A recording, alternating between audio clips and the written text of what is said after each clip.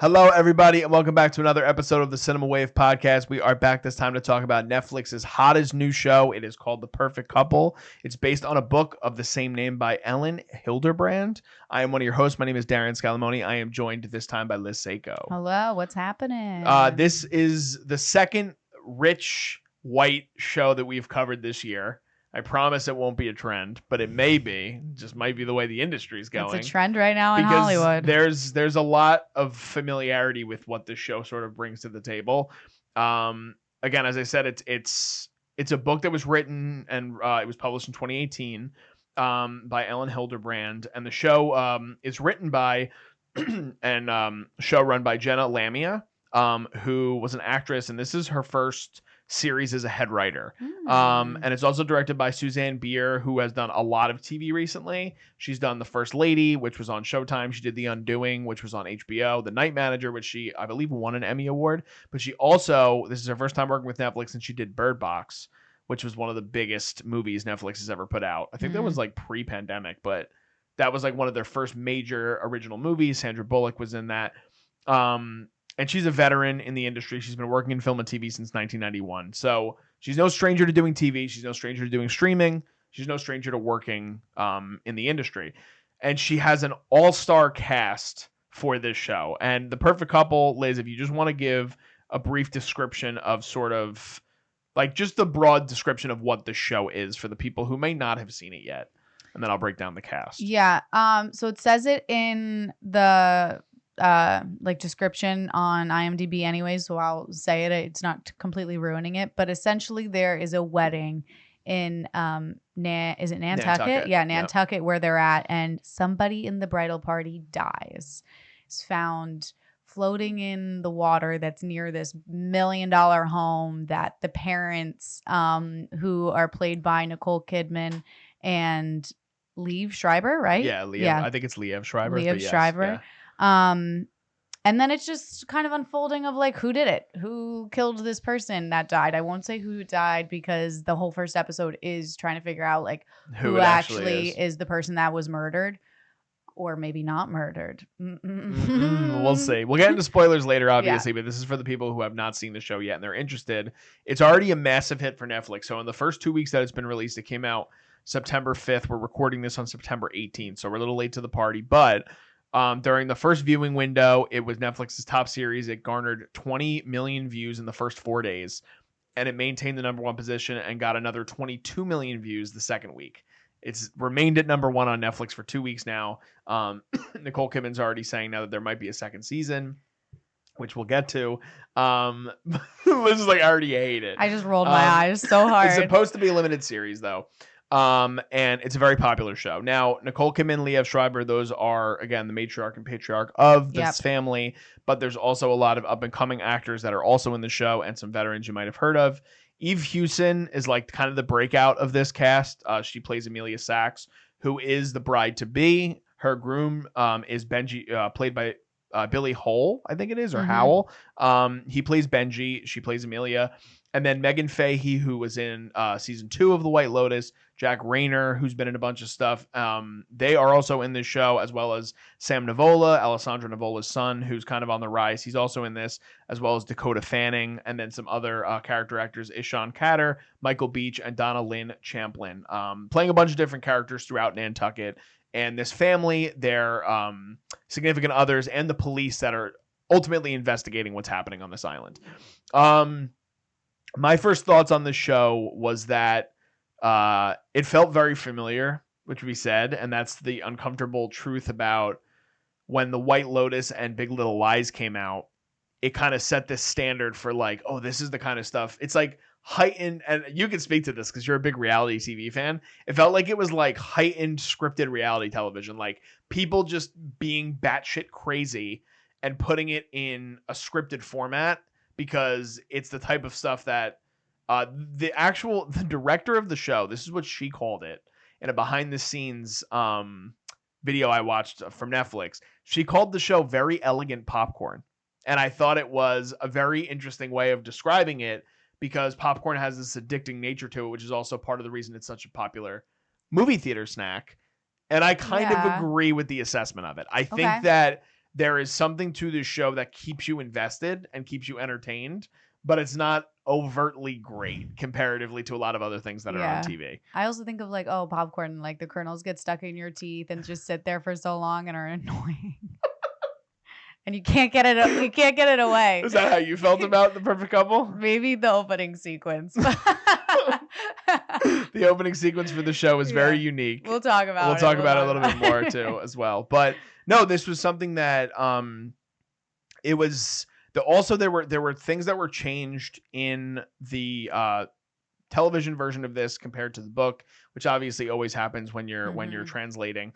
But Lamia actually said that they wanted to specifically steer clear of any parallels with Big Little Lies, and these changes were made after Kidman joined the project. Maybe because Kidman came on as a producer and she also was already in Big Little Lies. It's interesting though, because I've seen Big Little Lies, I've seen White Lotus, I've seen Apples Never Fall, and this show did not make me think too much of Big Little Lies, like at all. It actually felt just very similar to like Apples Never Fall, and I guess because Big Little Lies to me isn't necessarily about like a family, it's much more about like a community and kind of like a group of people that are, you don't know if you can trust each other, versus like The Perfect Couple and Apples Never Fall is much more about like family loyalties, which is very complicated in a very wealthy environment because there's always the conversation of money that comes up. And so I think it's interesting that they keep like talking about like Big Little Lies with it. I get it with Nicole Kidman being in the cast, but I don't know. It never made me think of it at all. Well, I think the other part of it too is that there's a mystery in the first season of Big Little Lies, right? It's not a murder though.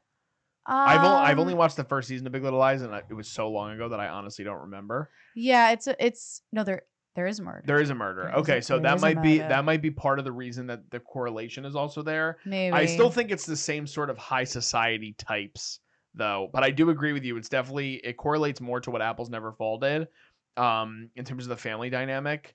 And I think that what Apples Never Fall and this show did in particular is they make money basically a character in and of itself. Like they focus and they capitalize and they comment on economics and how important that is to a lot of people in the show, especially ultimately who we wind up finding out is kind of the perp within all of this, which we'll get to when we get to the spoiler part of it. But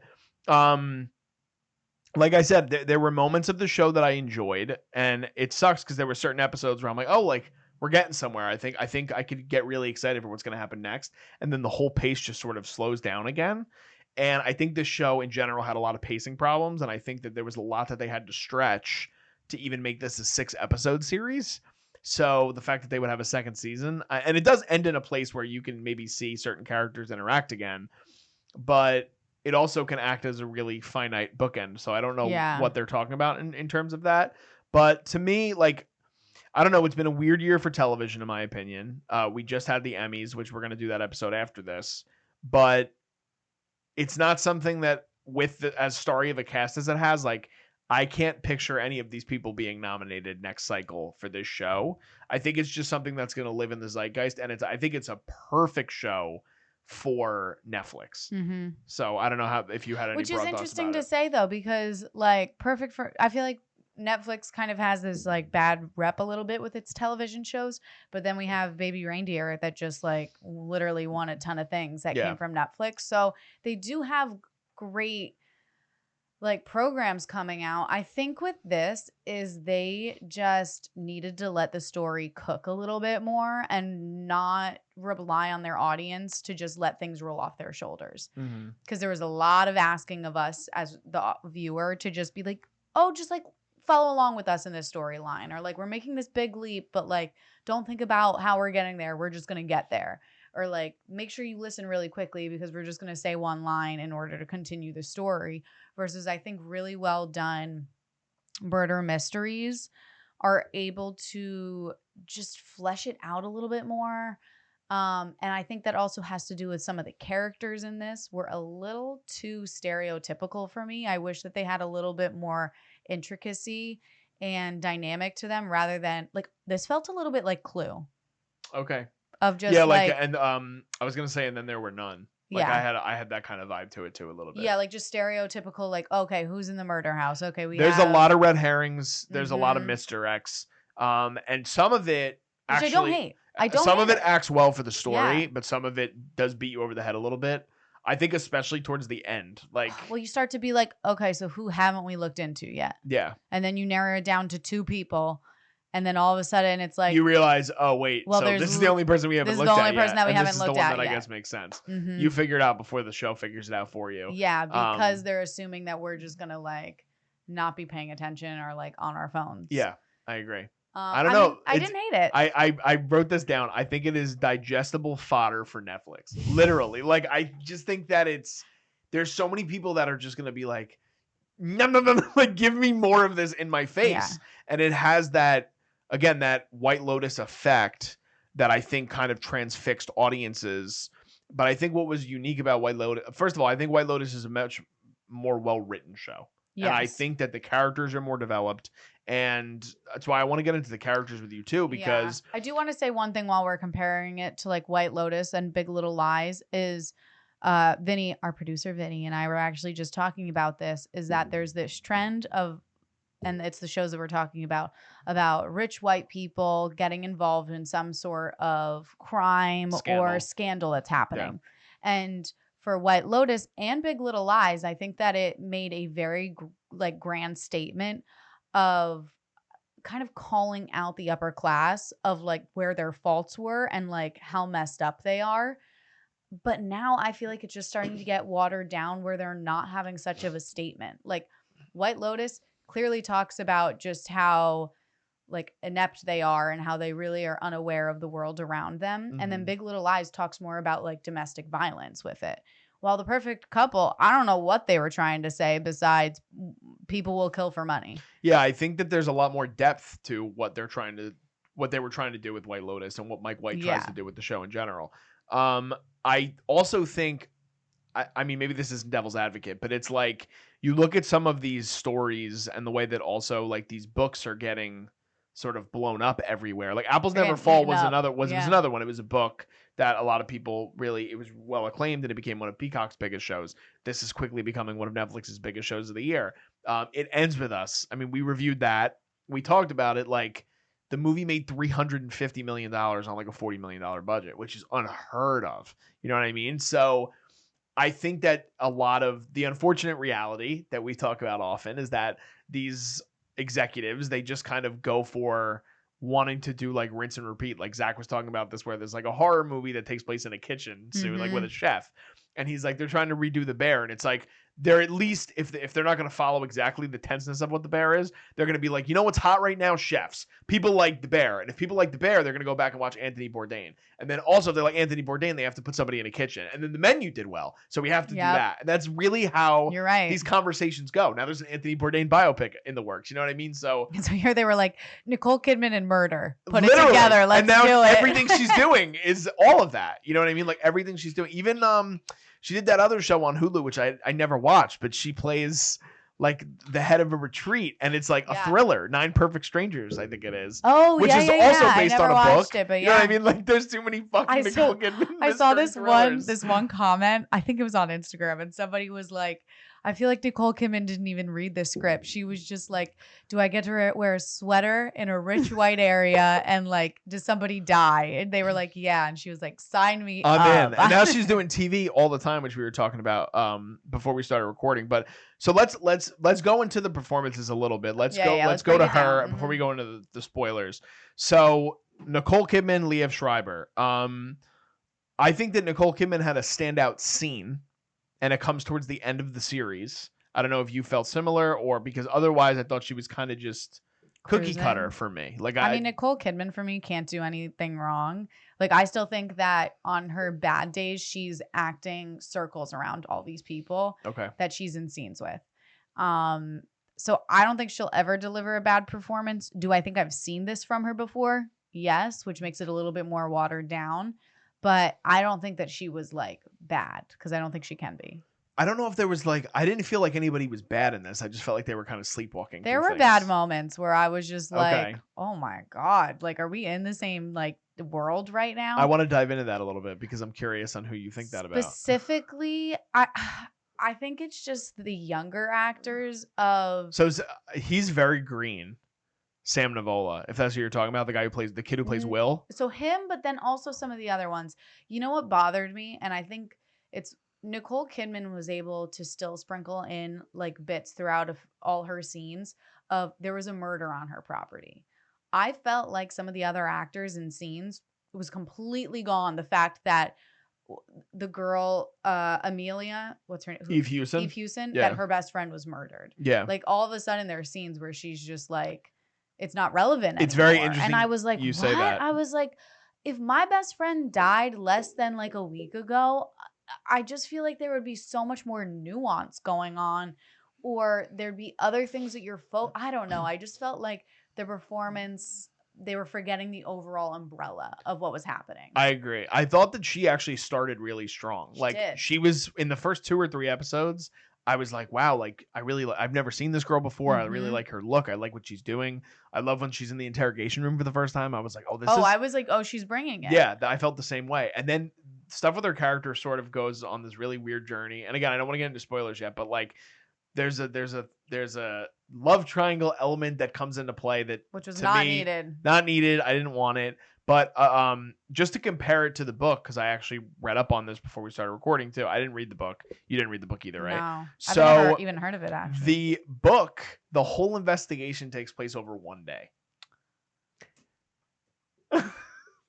So, for reference, that's obviously not what happens in this show. Like a 2 it's like a 2 week long thing. And I think that it leads to these moments where you're stretching things out and you're trying to make certain things work. And the love triangle element is a part of the book, but the person who I was watching who was talking about it, they were like, it's not necessarily as like touched on in the book as it is in the show. So I don't know. Her character in particular, I could agree with. Jack Reynor, who I do like as Thomas, there were certain moments with him too. I was like, all right, dude, you're doing the same shtick. I get it. Or also like you're doing the same thing, but it's like at a certain point, show us why. Why is he like this? Yeah. And like not just on a verbal sense of like saying why, like show us emotionally as an actor how your character got to be the way he is. So basically, if you they're a little different, but if you look at his character, it's very similar to Jake Lacey's character in Apples Never Fall. Yeah. And I thought Jake Lacey did a much better job of breaking down like how his traumas, yes, where he was. And part of that could be the writing, which I do want to say, like, that's where I struggle because I felt like the writing in this show was not as tight. And that's where like there's not as much depth to these characters. Like even Billy Hoyle's character as Benji, like he's supposed to be the good sibling. Like very early on, like you were like, oh, like he's sticking up for his younger brother. He's telling Thomas he's an asshole. It's very obvious that Thomas is an asshole. And then his character just has nothing else to him. So I agree with and those are that's like your bride and groom. Those are like the people you're supposed to be rooting for. Yeah. There's not a lot of people to root for in this show. No. It's just, again, so much of just like weird feeding enough, your face with popcorn. Wait, I am curious. Was there anybody that you like low key were like rooting for? Because there's one person that I don't think you're supposed to. I feel like it's I think I know who it is. Oh. And it's partly because I think you love her as an actress. Nicole Kidman? No. Is that who you were gonna say? No. It's actually it's a male character? Yeah, it's a male character. Was it Will? Was it Sam Nivola? No. Who is it? It was Tag, the father. Oh, okay. Low-key the whole time I'm like, say, even if he did it, good for him. Good for him. Wait, I'll say this. Have you ever watched Ray Donovan? No. Okay, so Liev Schreiber has been nominated tons of times for Ray Donovan. He's great in the show. Very, very, very different character than this. Loved seeing him in this show. Okay. I thought that I love that. Like he brought something that was so different. Like he was someone when I first heard of his casting in this sort of show, I was like, man, like he would be great in White Lotus. And this is like, to me, like his audition. Like I was like, wow, he could do that character so well. And I thought about it like how like I'm excited to see Walton Goggins in season 3 because he's like the type of actor, and Jason Isaacs from like Harry Potter who like never does things like that. Like you want to see some of these actors sort of have fun. The thing is, like, I feel like half of the actors on this cast sheet were like, oh, Nantucket, Netflix, big budget, I'm in. Got it. But he kind of leaned into it more in his performance, and I thought Mhm. that worked really well. He was one of the standouts for me, as was Dakota Fanning as Abby. That was who I thought you were going to say. I will say Dakota for me is just like, I think she is so fun to watch as an actress. I don't know what it is with her face, but she can just like look at the camera and I'm like, oh my God, I don't know what she's doing, but she's doing something right now. Yeah. And that's the best compliment an actress or an actor can get, is even when you're doing nothing, you're doing something. And she's having a hell of a year because she was just nominated for Ripley. Booked and busy. She's doing a bunch of stuff. So they were my two major standouts. And then I actually thought Donna Lynn Champlin, who played Nikki Henry, the detective that comes in, she was a standout to me. I thought that every single time that she was on screen, I was like kind of laughing at the way she was interacting with people. And she did a great job of playing like that character that like every time one of the rich people were saying something, she's like, is that really just what came out of your mouth? One more time? Yeah. Like she made them feel stupid. And for the viewer, you got laughs out of it. So those are my three major standouts. A lot of it, like Meaghann Fahy, I loved her in White Lotus. I thought that she was okay in this. She didn't have a lot to do in it, which we'll get to.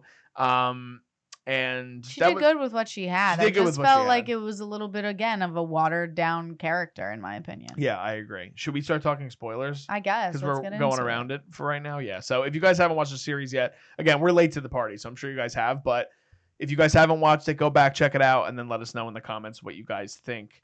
But let's break it down. Let's get into the nitty gritty for a little bit. When did you figure out who killed her? I'm not gonna lie, it took me a little bit. Did it? It did. Did you know early on? I would say by the end of the second episode, you were way ahead of me then. I started to just because I'm annoying and like start to like try to figure things out beforehand. Oh, see, I don't do that. I'm just like annoying. Like it ruins the experience for myself. How do you do with like Knives Out? Did you watch the Knives Out movies? You know what it is? I just stopped like watching it and I just start to be like, okay, we already looked into this person. Why would the writers put that person there? We already looked at them. So that person they've already investigated. So who else do we have?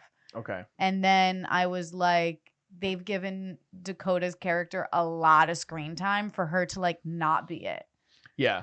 I thought it was going to be Jack Reynor for a lot of it because there was that element, which it does obviously come back around. So the big thing is that Thomas Winberry, he's the oldest sibling, played by Jack Reynor. You find out very early on in the series that he has money troubles. And he's obviously the trouble kid, and he does a lot of drugs, and he just does whatever he wants. He's cheating on his wonderful young pregnant wife with this older French woman who, like, is a very interesting character in general. So, like, there was just something about his character, and I was like, they're gonna make this obvious.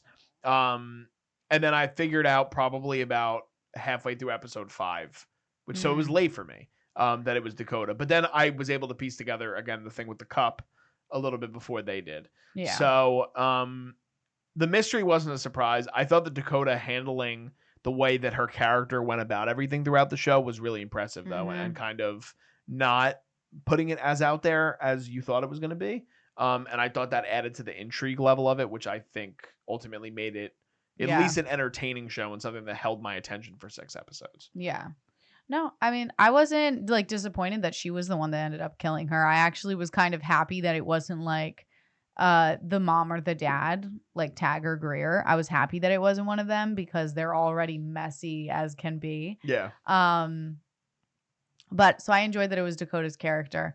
What did you think of? Okay, so they're leaning toward Greer being the person, and then we find out that it's her brother. Who is that man? What did you think of that whole part of like all of a sudden it's her brother, and then she used to be an escort? So that's another thing. Brother doesn't exist in the novel. What? So I think that they wanted to utilize the actor. I know the actor's name, Tommy Flanagan. He's a big character in Sons of Anarchy, but they brought in his character to add that extra layer of mystery behind it as Liz they needed to fill another episode is what they needed. And yeah, 100%. That's 100%. 100%. And I think that storyline as well as the love triangle between Amelia, Benji, and Shooter Duvall, who I didn't even buy that. Like, No, I the didn't way either. that they introduced that whole thing where like they meet each other or like they re-meet each other on the plane and he's like, I feel like I've seen you before.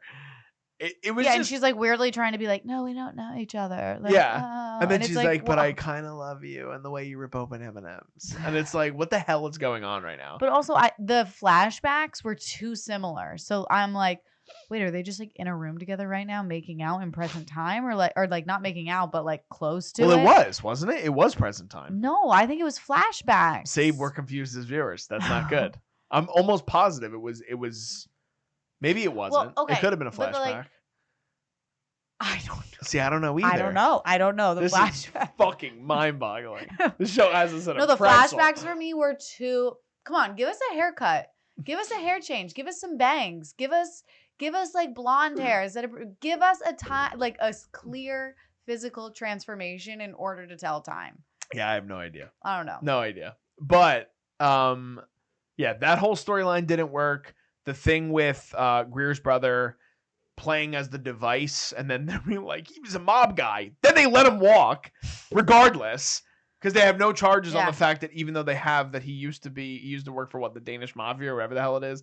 It gets fucking crazy, and like none of her family knew that she had a brother. I don't know. I just don't buy it. Like, what I will say is really bad writing. I agree, but what I liked was that was the scene in particular that I thought she was a standout in. I loved that scene for her in terms of acting. I loved like just the way she handled that whole entire thing with the family. And she's like, and if you have any questions, I will go have it with tea in the kitchen. After she goes through this whole entire thing, and their relationship was intriguing to me with her and Tag, and they had some good moments. And again, these are polished veteran actors that are at the top of their game. But there's just certain things that, like you said, they write themselves into a corner, and they also don't really know how to expand upon something to get like a really good, effective sort of reaction from the audience, and instead it just lays there and it's like, I don't know. Or even like really right another like weird like kind of love triangle-ish is like the younger brother Will being like into Merritt, who is played by Meaghann Fahy, but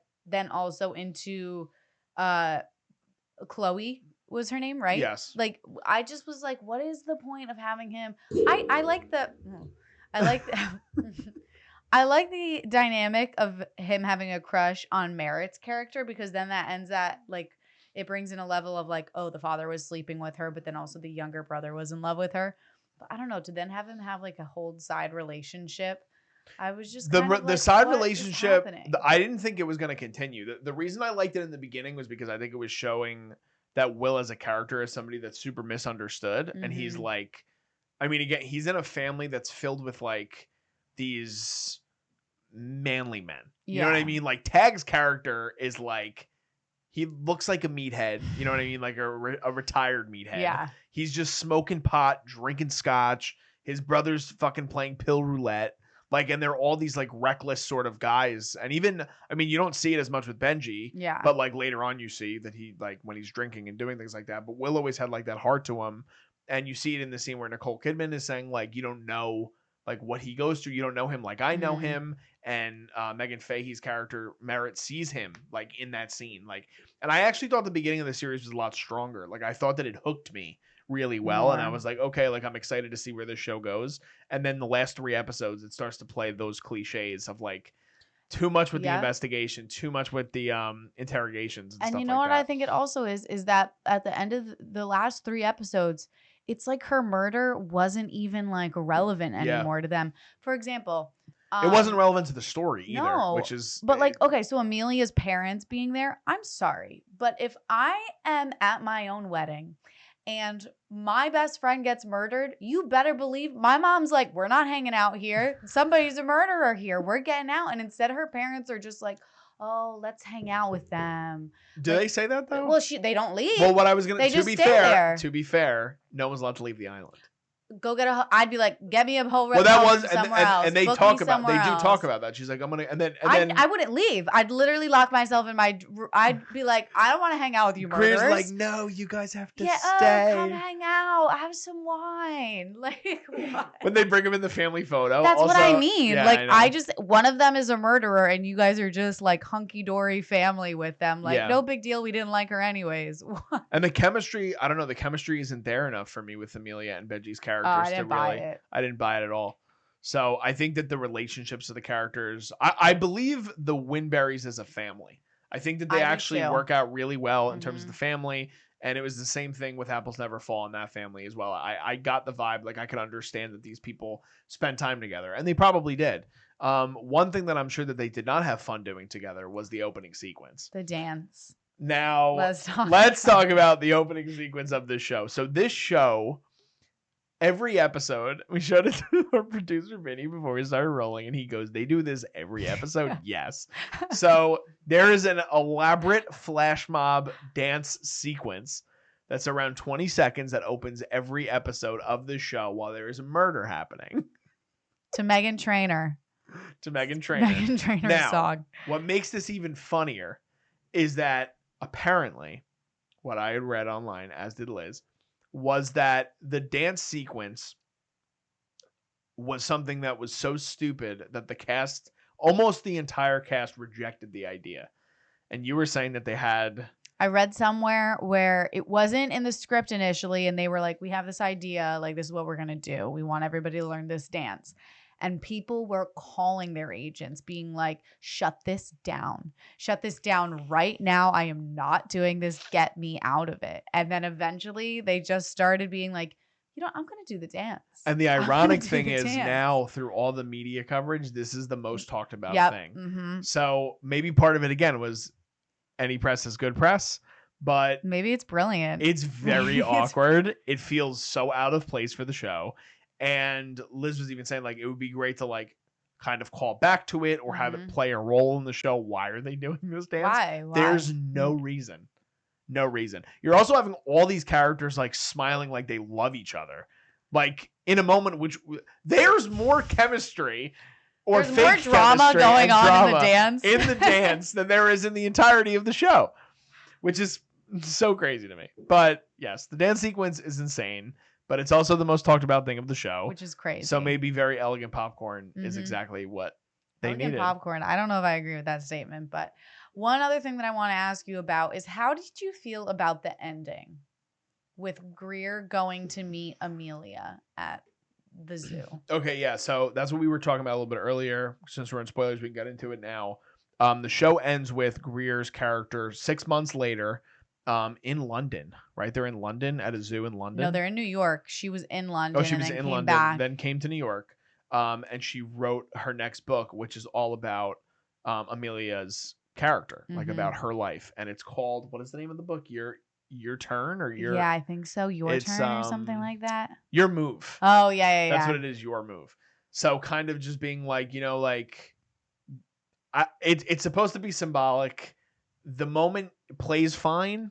I think that it's not anything that's really significant. I think it's just a moment for Greer to be like, I understand who you are.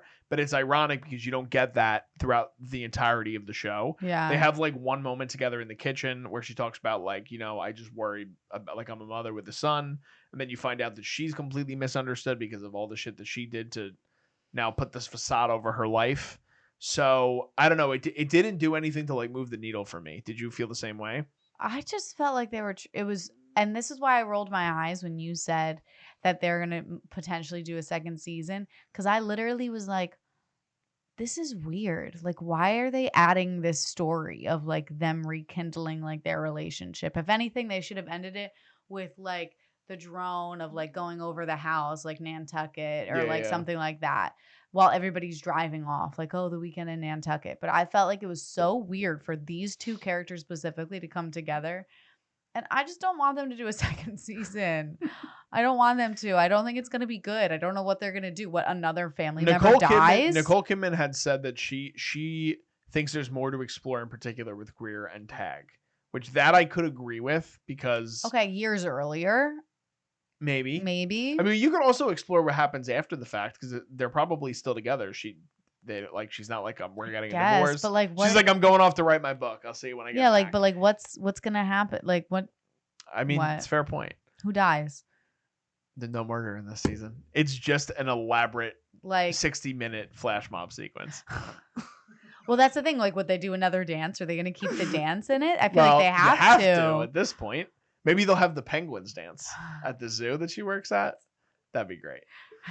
Guys, this show is a shit show. No, it's a good show. It has its moments. There's good acting in it, and there's bad moments as well. There is. Do you have a score? Can you go first? Oh, I knew you were gonna do that. There you go. I have a score. I don't remember what I gave Apples Never Fall, but I want to give it the same exact one. I want to give it a little bit higher than that because I liked it a little bit more than Apples Never Fall. I'm gonna settle on I'm gonna go like a 6.3. Wow. That's where I'm gonna go. Okay. I'm gonna go. I don't remember what I did for Apples Never Fall either, but I want it to be the exact. So I'm just gonna give it a 6.5 because I think that's what I gave it. I'll never rewatch this show. I feel the same way. And I don't feel like I'll recommend it to people because there's other things that you can watch that it's better. I agree. One show that you should watch that has nothing to do with the show, but is on Netflix that we reviewed is Griselda. Not enough people are watching Griselda. Way better. Griselda's way better. Way better. But kudos to the show for, again, just sort of getting the fire that it's had. This is the biggest show Netflix has had probably since Baby Reindeer. They're doing a lot, really big numbers with it. So shout out to them. Shout out to the crew. But that is going to be it for our review of The Perfect Couple. Let us know in the comments. Did you guys love this show? I mean, it's getting mixed reception. So it's not like there are people that overtly are all loving it. Some people like it. Some people don't. So we'd love to continue the conversation in the comments. What were things that you guys liked about it versus didn't like? And if you read the book, let us know in the comments if you like the book better, if you like the TV show better. What about some of the changes did you like versus dislike? And so on and so forth. Also, you guys can follow us on all different types of social media. All that stuff is going to be below in the description as well as below me right now. We're everywhere. We're on Instagram, TikTok. We're on Facebook. We're on Threads. You guys could also subscribe to us here. We have the Culture Wave Media Network. We're covering all things film and TV for you guys for the remainder of the year and going forward. We have a lot of other stuff that's exciting coming up as well. So please be sure to check all that stuff out if you guys can. And again, just be sure to subscribe. It keeps us going, keeps us building, and we want you guys all to be a part of that journey with us. Just signing off, I am Darian Scalamoni. I am Liz Seiko. And we'll see you guys next time. This is The Culture.